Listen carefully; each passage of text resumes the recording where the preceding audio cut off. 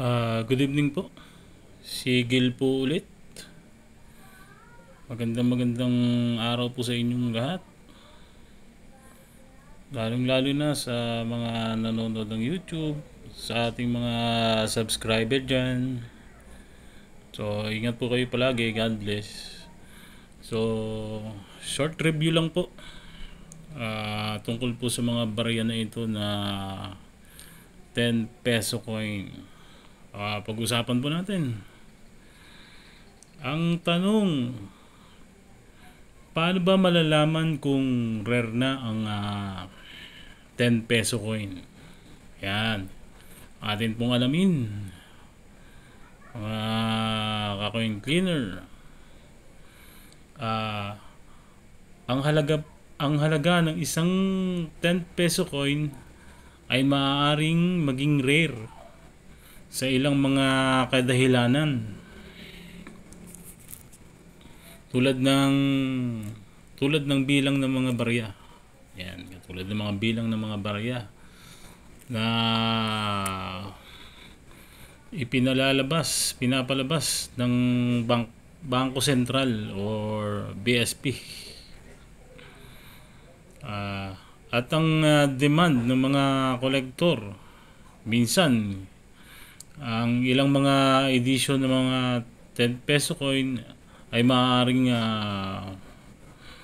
magkaroon ng mas mataas na halaga dahil sa limitadong pagpapalabas o dahil sa espesyal na mga katangian nito. Yan po siya. Ganun po siya. So yung regarding doon sa sinasabi ng Bangko Sentral doon sa yung mga pinalalabas nila katulad nito, halimbawa meron tayong mga barya rito na magsisimula sa year 2000. Yan, 2000. So mapapansin nyo, no, isang piraso lang ito itong year 2000 natin na collect. Tapos yung ating 2001 is konti lang. 3 piraso lang ito. Ayan, 3 piraso. Kung makikita nyo, 3 pieces lang. So marami pa naman akong 10 peso coin na nakatabi, pero ano na yun mga 2010, 2011, 2015, mga ganun Pero meron pa pong isa katulad nito, year 2003. So ito ay dadalawang piraso lang. Yan, 2 piraso lang po siya. Tapos ito na pong ating year 2004.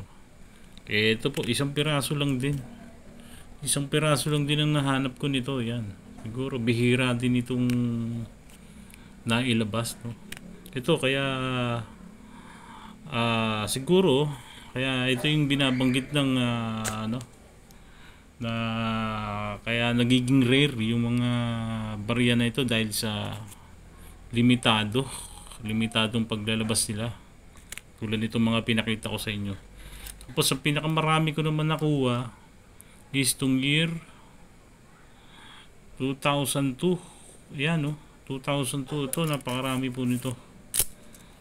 Yan, ang dami po nito. 2, 3, 4, 5, 6, 7, 8, 9. So siya mga piraso. Siya yung pinakamarami na nakita natin na 2002, no?